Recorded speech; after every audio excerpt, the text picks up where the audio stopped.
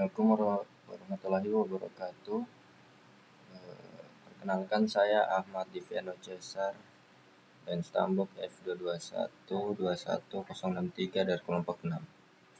Saya ingin mempresentasikan materi outdoor planting. Materi outdoor planting itu sebuah perencanaan tanaman landscape mencakup cara merencanakan, merancang, dan mengelola landscape yang menyenangkan dan berguna bagi manusia dan alam. Tanaman landscape berperan penting dalam menciptakan ruang yang estetis dan fungsional. Beberapa hal yang perlu diperhatikan adalah elemen seni, yaitu tanaman dapat menciptakan elemen seni melalui bentuk garis warna, tekstur, ruang, dan nilai. Untuk warna tanaman digunakan untuk menarik perhatian dan mengarahkan pandangan. Dinamis, yaitu tanaman hidup dan tumbuh sehingga landscape-nya selalu berubah. Fotosintesis, yaitu tanaman menyerap CO2 dan menghasilkan O2 mendukung kualitas udara. Transpirasi, yaitu tanaman mengeluarkan uap air yang membantu menurunkan suhu sekitar tanaman. Landscape juga memiliki banyak fungsi seperti memperindah, menyediakan keteduhan menjadi tanaman pagar, dan menyerap polusi. Kemudian fungsi rumput atau lawns.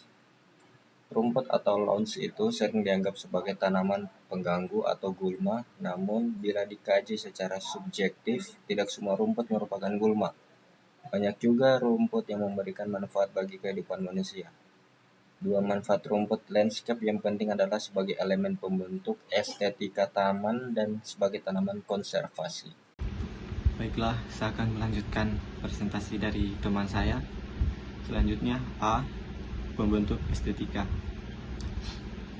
Tanaman rumput memberikan tekstur pada permukaan tanah, menciptakan kesan halus atau kasar.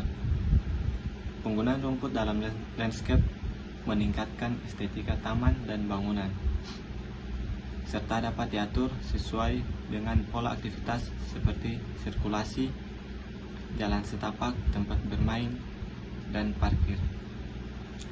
B. Konservasi tanah. Menutup tanah dengan tumbuh-tumbuhan secara terus-menerus merupakan salah satu cara dalam konservasi tanah. Fungsi rumput sebagai tanaman konservasi tanah adalah sebagai penahan erosi dan penutup tanah. Jenis rumput dan karakteristiknya. Pemilihan jenis rumput penting sesuai tujuan desain taman. 4 jenis rumput untuk taman dan lapangan olahraga. Rumput golf bermuda, rumput gajahan, rumput manila, dan rumput agrotis. 2 jenis rumput lain untuk penguat teras dan pencegah erosi. Rumput belulang dan rumput gajah. Meskipun rumput manila dan gajahan juga bisa digunakan untuk pencegahan erosi. Baiklah, selanjutnya saya berikan kepada teman saya untuk melanjutkannya. Terus di sini saya akan jelaskan juga taman atau garden.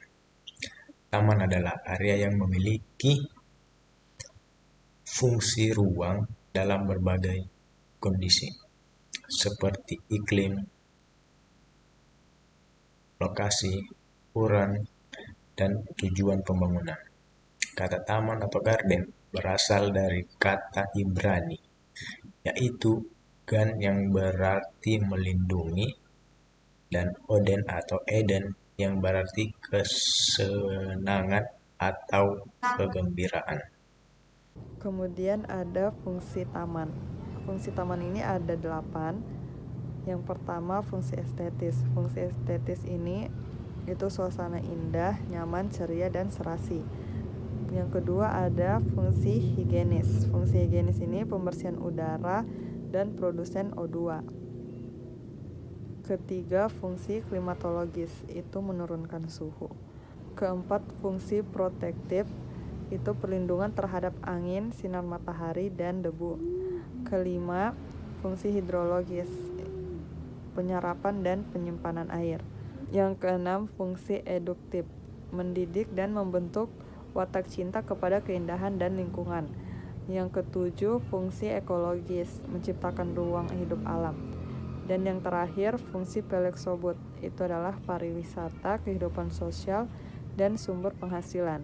Selanjutnya adalah jenis taman. Jenis taman ini itu terbagi menjadi dua. Yang pertama taman aktif dan yang kedua taman pasif. Contohnya adalah Taman Kota Batu dan Taman Juanda Bandung. Kalau taman pasif itu taman yang hanya berfungsi sebagai hiasan kota dan elemen estetis. Taman ini biasanya memiliki sedikit fasilitas dan lebih banyak menggunakan lahan untuk konservasi alam. Untuk menjaga keindahannya, area sekitar taman akan dipasang pagar. Kemudian ada elemen taman. Taman adalah segala sesuatu yang berhubungan dengan taman. Elemen taman dapat dibedakan berdasarkan karakter atau kesan kekerasannya, tingkat kemampuan manusia untuk mengadakan perubahan, dan lainnya. Nah, ini adalah gambar contoh dari taman aktif. Jadi lanjut di bagian fungsi utama penerapan ruangan luar yang dibagi menjadi 4, yaitu ada keamanan, navigasi, estetika, dan fungsionalitas. Adapun jenis pencahayaan yang dibagi menjadi 4. Yang pertama ada ambient lighting, task lighting, accent lighting, dan pencahayaan hias. Lanjut ke faktor desain. Yang pertama ada efisien energi, pengendalian silau, distribusi cahaya, warna cahaya. Dan adapun pertimbangan cahaya, yang pertama ada pengurangan polusi cahaya, kedua dampak terhadap satwa liar, dan yang ketiga ada daya tahan bahan. Lanjut ke prinsip pencahayaan yang berfungsi untuk memahami kebutuhan pengguna dan konteks lokasi, menyediakan transisi cahaya yang lembut, dan yang terakhir mengintegrasikan pencahayaan dengan elemen desain landscape. Lanjut ke bagian papan tanda yang dibagi menjadi 2, yaitu simbol internasional, yang dimana simbol harus ditampilkan di lokasi tertentu seperti taman, parkir, dan kedua ada penempatan papan tanda. Penempatan papan tanda harus sejajar dengan jalur perjalanan atau dengan sudut 30 derajat terhadap garis tengah rambu.